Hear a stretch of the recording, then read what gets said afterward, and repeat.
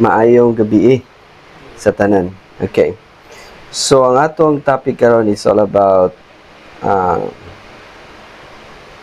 why we need reorganizations. Why we need to be organized as a Cebu group here in the Philippines. The Philippines!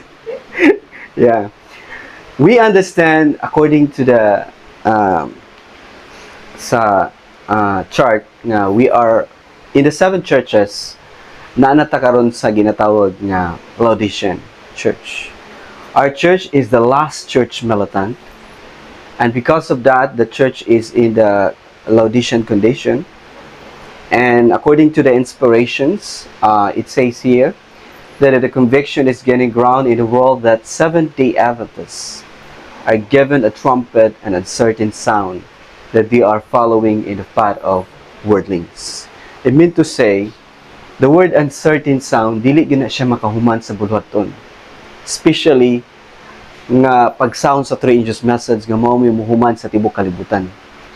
Uncertain sound, it meant to say, yabag. Diba?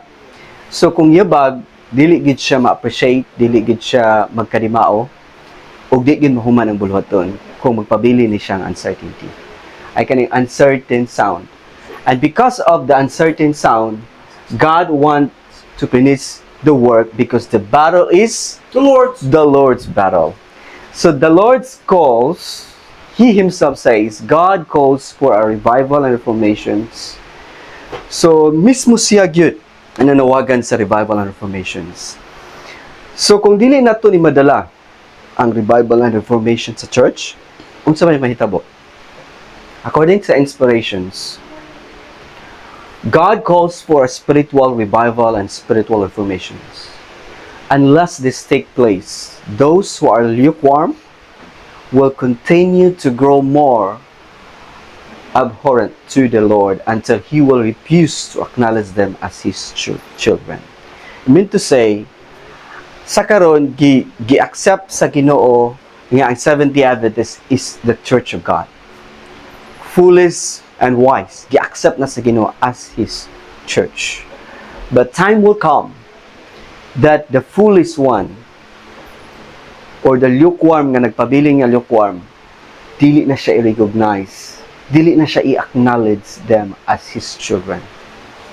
And it is also recorded in the Bible itself in Matthew 25 verse 11 to 12 sa 10 virgin nga parable. Afterward came also the other virgins, which is the foolish virgins, saying, Lord, Lord, open to us. But he answered and said, Verily I say unto you, I know you not. Because wala na sila gi-recognize. So it meant to say, importante gyud kaayo madala ang revival and reformation sa iglesia. That's the reason we have a mission house.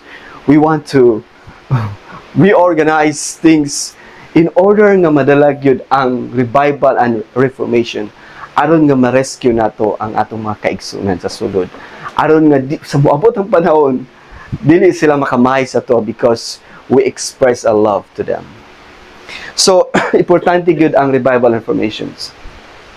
Pero ang revival and reformations, na ingon ang inspirations, we cannot now enter into new organization, for this would mean apostasy from the truth. What we want now is reorganizations. So ang pulong new organization o ang reorganization is 2 different things.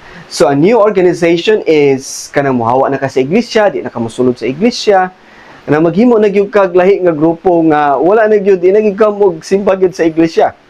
But the word reorganization is just like in the time of David, just like in the time of Elijah, sa diyang nag-apostasiya ang mga Israel, nagdala og revival and reformation si Elijah, si David sa diyang wala nilito si King Saul, si David ang gigamit sa panahon sa Jewish church sa diyang wala na sila nagsunod sa Ginoo, naa si Jesus together sa mga disciples, naa sila yung reorganizations. It is a movement within a movement.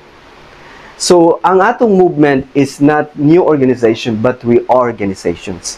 Kay mao ni giingon sa inspiration nga naagi revival and reformations.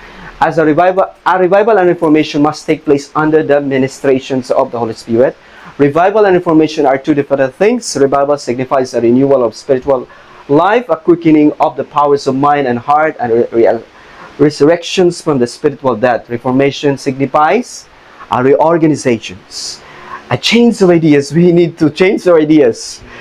Theories, habits, practices. That's the reason na yung mga health methods, na yung mga reform nga kailangan nga Sabbath reform, sa man nga mga reform, in order for us to demonstrate sa reformations. Then reformation will not bring forth the good fruits of righteousness unless it is connected with the revival of the Spirit. Revival and reformation are to do their appointed work, and in doing this work, they must be blended. Okay? So, in order to continue, mao na nga na mensahe nga niabot sa 1930. Nagsugod og sulat in 1929, then na-publish siya 1930. Gipadala dito sa General Conference in order nga di pud sila magmahay, naidaghan wala nito, napoy nito. It's a part of the prophecy. Even if you believe or not, that's a part of the prophecy, because the prophecy show that there is people who do not believe, and there is a people also who will believe, and they will follow the Lamb whenever he goeth. So according to the inspirations nga gisulat ang Shepherd's Rod, the purpose of the Shepherd's Rod nga nung na-publish siya, it is the intention of this book to reveal the truth of the 144,000 mentioned in Revelation 7. But the chief object of this publication, ang pinaka-object yun ani nga publication kaning Shepherd's Rod, is to bring about a reformations among God's people. This is the chief object nga nung nasulat ni siya nga publication. And the same time, aron masabtan po na to unsay gigipasabot sa 104,000 kay kanilain biya. Sa unang panahon, the standing of the church is literal ang 104,000. But tungod kay the numbers of his day become bigger, millions, they are confused if this is literal and this is symbolical, because they cannot explain. But the inspiration give us the true explanation para gyud nga masabtan nato. So mao ni siya ang books, mao ni original book sa Shepherd's Rod at the time sa 1930. So actually we have already na naman tay mga natay website ani kanibitang kung gusto mo mabasa mga sulatan sa Shepherd's Rod, natay website ni kanang extraowlmessage.com na nadara mga even the audio itself. Pero na ako'y ginahimo karon nga gi-upgrade na ko ang audio nga mas nice sa paminawon. For example, I will give you an example sa boses niya, sa sounds, sa i-update pa na nako. But this natay Shepherd's Rod volume packet editions na human na nako na kompleto na, pero wa pa lang nako na sulod sa website.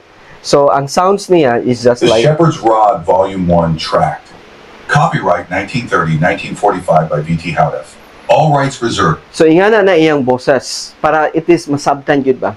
Kay kailangan manggod nga mabasa na to ang Shepherd's Rod or mapaminawan na to. Even though nga wala pa kay nato na sabtan or di na to ma-memorize na tungod sa kadaghan. But don't worry. Kay ang Holy Spirit naman mo remind na at the right time. So importante lang makabasa ta o madunggan na to so that in the time of the loud cry we have the message. Kay lisod man kay makapil ta sa loud cry without a message. We need the message. Okay. So continue ta sa atong kuan karon. Okay. So mo ni siya. The Then, Shepherd ang Shepherd's Rod is gisulat na sa Micah 6:9. Nastudihan naman na ninyo dali. And we understand it is the Lord voice. So in order for us to hear the Lord's voice, we need to hear the rod. So this is not a literal rod, because a literal rod cannot be heard. So this is a figurative, it is a message of God nga gihatag sa katawan sa Ginoo. So ang kaning and the Lord voice cried into the city. The word city is His church, because according to the inspiration sa Acts of Apostles, during the ages of spiritual darkness, the church of God has been as a city set on a hill. So the word city it refers to His church. His church is Seventh-day Adventist. Okay? So mao pay giingon sa answers atong hinumduman para makam up na to ang tinud-anay nga revival informations. As a restorers of every divine institutions, we are glad to announce to the readers of present truth that beside the literature of revival, kani bitong mga literature nga atong ginabasa sa rod, the tracts, the timely greetings, or kanang magpaminaw without even the audio, it can help us to revive. Because this is literature ni siya nga ma-revive ta, ma-awaken ta, makakaon ta og spiritual food para pod nga madasig ta. At the same time, they may now also obtain that of reformations. Naapod tayo blueprint sa reformation. Our organizational publication, the Leviticus of the Vidian Seventh-day Adventists. So naatay pamphlet ani na human na po ni siya nako og kanang audio. Ako na gyapong i-update. Duwa pa man ako nahuman kaning nahuman na mag-audio tanan. Na naman dara pero mga daan maguto siya nga audio. I mean to say dili pa kay clear ba. So ako pang gi-update pa gyud para ma-clear. So nanapunta ni kaning tracts, kaning Leviticus of Davidian Seventh-day Adventists. So kani ang purpose gyud aning ang association, ang purpose ani nganong na-exist ni siya is mo ni giingon sa inspiration. Provisional in setup as well as in name the Davidian Seventh-day Adventist Associations. So association na ni siya exists solely to accomplish a divinely appointed work within the Seventh-day Adventist denominations, wherein it therefore strictly confined its activities. That's the reason nga ang atong focus is within Seventh-day Adventist because we want to rescue our brothers and sisters. Gusto na to ma-rescue sila. Kay kung magpabilin sila ng lukewarm, time will come na dili sila i-recognize na sa Ginoo. But because we want them to be saved, we do everything to love them, to do everything to rescue them through the rod, through His voice, through His message. Okay? So, as we continue sa kaninga track Leviticus of DSD page 2, ningon siya dari kay the word provisionary in setup is meant to say temporary ra di siya nga pangalan. Because it is a prophesied nga ilista na ni siya ngalan. Moabot ang panahon nga ilista na ni siya. And its work there within drawn to a close, and the servant of our God, kaning 104,000 are sealed. Its name will be changed. Ma-change siya according sa kanang mga teksto, Isaiah 56:5, Isaiah 62:2, 65:15. So, and its purpose and its work will become all embraced to the gospel. Then its constitutional and bylaws as herein codified will become fully operative. It mean to say, nag-practice na ta sa panggobyerno sa ginatawag na theocratic form of government. It's not a fully operative but we still practicing na. Because kay sa kingdom naman ni siya ang fully operative.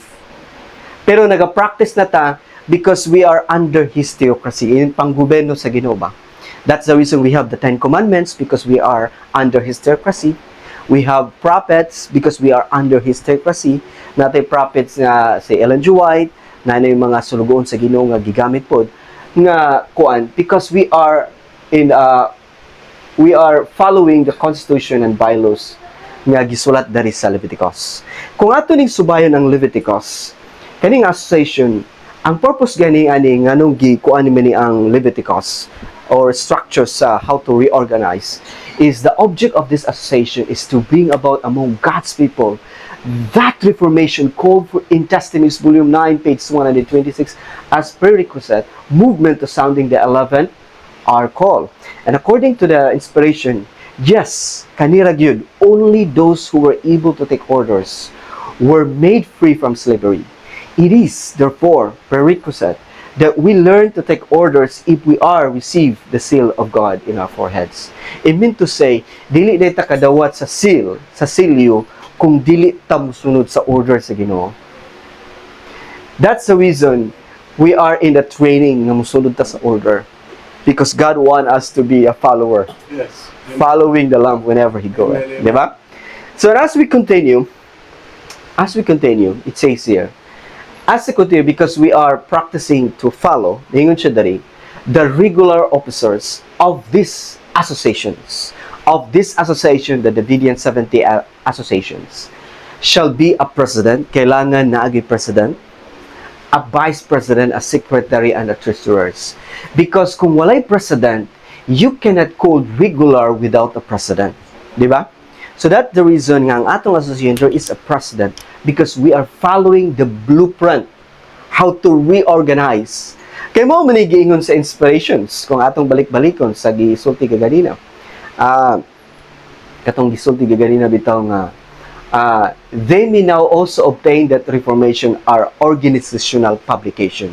Unsa man nga publication mo ning Leviticus of DSTA. So, padayon ta sa atong gibasag ganina. Okay. As we continue, all other officers of this association shall be appointed.